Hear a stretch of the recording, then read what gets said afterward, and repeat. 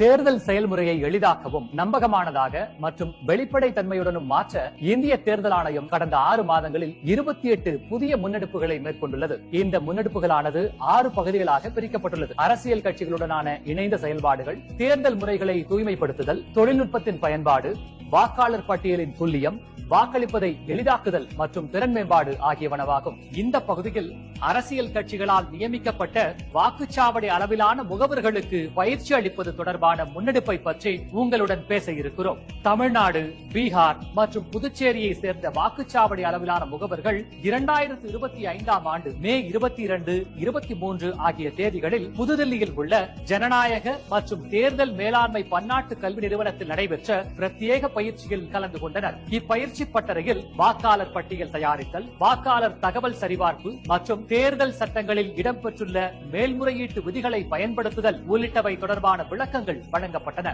தமிழ்நாட்டைச் சேர்ந்த 254 வாக்குச்சாவடி அளவிலான முகவர்களுக்கு இப்பயிற்சியில் பங்கு கொண்டு பயன்பெற்றனர். அடுத்த காணொலியில் இந்திய தேர்தல் ஆணையத்தால் மேற்கொள்ளப்பட்டுள்ள பிற முன்னெடுப்புகளை பற்றி காண்போம். இதுபோன்ற இந்திய தேர்தல் ஆணையம் தொடர்பான மேலும் புதிய தகவல்களுக்கு எங்களது அனைத்து சமூக ஊடக தளங்களை பின்தொடரவும் மற்றும் சப்ஸ்கிரைப் செய்யவும்.